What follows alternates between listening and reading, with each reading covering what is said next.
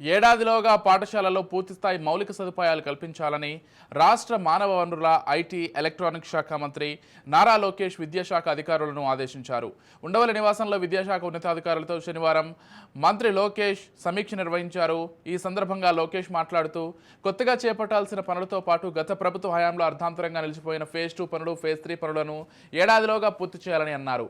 ప్రభుత్వ పాఠశాలల్లో విద్యార్థులకు అందిస్తున్న మధ్యాహ్న భోజనం నాణ్యత విషయంపై అధికారులను ఆరా తీశారు. మధ్యాహ్న భోజనం రుచిగా నాణ్యతతో ఉండేందుకు తీసుకోవాల్సిన చర్యలపై సమగ్ర నివేదిక ఇవ్వాల్సిందిగా మధ్యాహ్న భోజన పథకం డైరెక్టర్ అంబేద్కర్కు లోకేష్ సూచించారు. పాఠశాలల్లో పారిశుద్ధ్యం నిర్వహణకు సంబంధించి ఢిల్లీ ప్రభుత్వం అనుసరిస్తున్న విధానాలు, ఇతర రాష్ట్రాల్లో స్కూల్ శానిటేషన్కు సంబంధించిన విధానాలను అధ్యయనం చేయాలని అధికారులను ఆదేశించారు.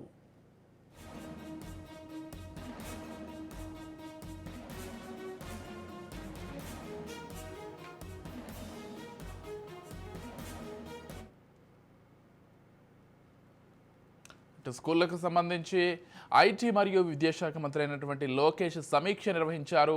ఇతర రాష్ట్రాల్లో ఉన్నటువంటి మౌలిక వస్తువులను కూడా ఇక్కడ అమలు చేసేందుకు దానికి సంబంధించి ఒక డేటాను తీసుకోవాలని ఇప్పటికే లోకేష్ సూచించినట్లుగా తెలుస్తోంది. ఇదే అంశానికి సంబంధించి మరింత సమాచారం అందించడానికి మా ప్రతినిధి రమేష్ సిద్ధంగా ఉన్నారు.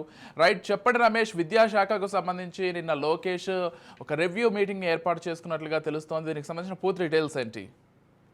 ఎస్ విజయ్, ఏదైతే మరి మంత్రి లోకేష్ మంత్రి అయిన దగ్గర నుంచి నిన్న ప్రజా దర్బారు కార్యక్రమం చేపట్టడం కానీ, అటు అధికారులతో ఈ విద్య పైన పూర్తి స్థాయిలో దృష్టి సారించారు.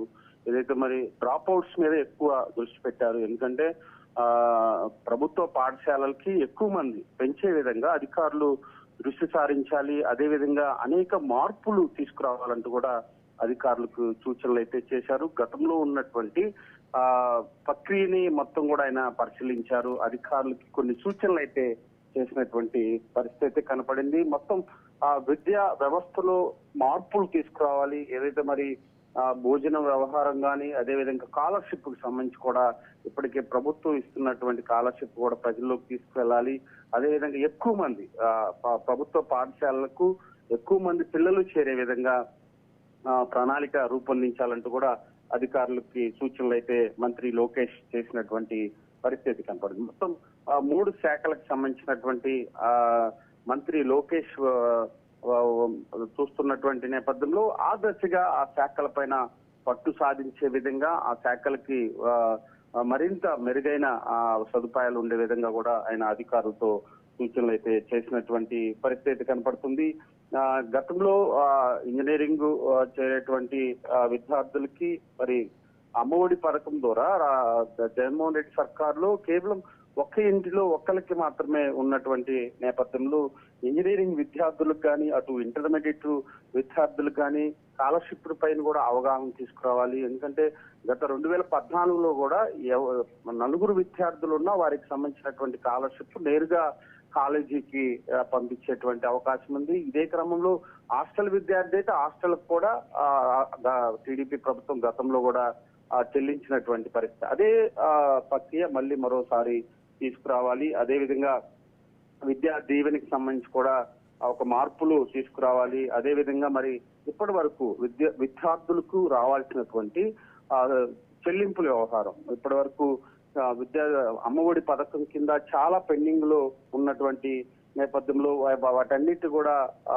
చెల్లించాలి విద్యార్థులకి. ఎందుకంటే ఇప్పటి వరకు అమ్మఒడి పథకం ద్వారా తల్లి అకౌంట్ లో పడుతున్నటువంటి నేపథ్యంలో అది కాలేజీ వాళ్ళు కూడా ఇబ్బందులు గురి చేస్తున్నారు విద్యార్థుల్ని. వారిని పేమెంట్స్ కూడా త్వరగా చెల్లించాలంటూ కూడా లోకేష్ అధికారులకి ఒక ఆదేశాలు అయితే జారీ చేసినటువంటి పరిస్థితి కనపడుతుంది. అయితే విద్యా వ్యవస్థలో మార్పులు తీసుకోవాలి. ఇతర రాష్ట్రాల్లో అటు తమిళనాడు, తెలంగాణకు సంబంధించి విద్యా వ్యవస్థలో ఎలాంటి మార్పులు తీసుకొచ్చారు, మరి ఏదైతే ఇప్పుడు చేపడుతున్నటువంటి ఆంధ్రప్రదేశ్ లో విద్యా వ్యవస్థలో చేపడుతున్నటువంటి వ్యవహారాలు ఇవన్నీ కూడా బేరేజ్ చేసుకోవాలంటూ కూడా లోకేష్ అధికారులకైతే సూచించినటువంటి పరిస్థితి కనపడుతుంది. అదేవిధంగా భోజన వ్యవహారంలో క్వాలిటీ మెయింటైన్ చేయాలి.